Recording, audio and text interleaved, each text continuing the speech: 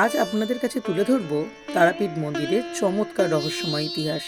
কল্পনা করুন এমন একটি স্থান যেখানে দেবী তারার উপস্থিতি শুধু অনুভব করা যায় না, বরং অদ্ভুত ঘটনার মাধ্যমে তিনি নিজেকে প্রকাশ করেন। তারাপীঠ মন্দির পশ্চিমবঙ্গের বীরভূম জেলায় অবস্থিত। এই পবিত্র স্থান কেবল একটি তীর্থস্থান নয়, রহস্য, বিশ্বাস এবং আধ্যাত্মিকতার নিবন্ধন। আজ আমরা এই মন্দিরের ইতিহাস ও তার চারপাশে জড়িয়ে থাকা রহস্যময় ঘটনাগুলি আবিষ্কার করব। তাহলে আপনারা প্রস্তুত তো? তারাপীঠ মন্দির শুধুমাত্র মন্দির নয়, এটি শক্তি ও ভক্তির কেন্দ্রবিন্দু।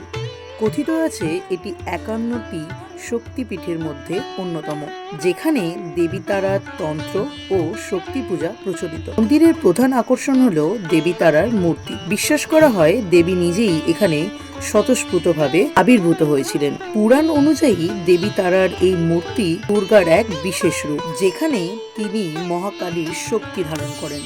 এই মূর্তি শুধু একটি ভাস্কর্য নয়, এটি ভক্তদের জন্য জীবন্ত দেবী হিসেবে বিবেচিত। তারাপীঠ মন্দিরের এমন অনেক রহস্যময় ঘটনা ঘটেছে যা মানুষকে বিস্মিত করে। যেমন ধরুন, অদ্ভুত আগুনের ঝলকানি। বিশেষ কিছু পূজার সময় ভক্তরা লক্ষ্য করেছেন যে দেবী মূর্তির চারপাশে একটি অদ্ভুত আলো বা আগুনের ঝলকানি। এটি ভক্তদের মধ্যে দেবীর আশীর্বাদের চিহ্ন। এছাড়াও স্থানীয়রা মাঝে মাঝে অদ্ভুত শব্দ এবং অশুভ শক্তির উপস্থিতি অনুভব করেন। আবার কিছু ভক্ত দাবিও করেন তারা দেবীর দর্শন পেয়েছেন বা অলৌকিক ঘটনা প্রত্যক্ষ করেছেন। মন্দিরটি ঘিরে প্রচলিত রয়েছে অনেক কাহিনী। এক জনপ্রিয় কাহিনী অনুযায়ী দেবী তারা স্বয়ং এখানে শ্মশান রূপে উপস্থিত হয়ে ভক্তদের দুঃখ দূর করেন।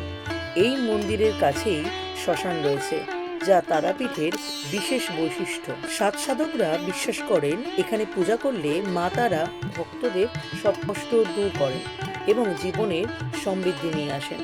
তারাপীঠ শুধু একটি স্থান নয়, এটি ভক্তি এবং শক্তির প্রতীক। আজকের মতো ভিডিওটি এখানেই শেষ করলাম। আবার আসবো নতুন কোনো ভিডিও নিয়ে। আর যদি ভিডিওটি ভালো লেগে থাকে তাহলে অবশ্যই লাইক শেয়ার করে দেবেন। ভিডিওটি কেমন লাগলো অবশ্যই কমেন্টের মাধ্যমে জানাতে ভুলবেন না।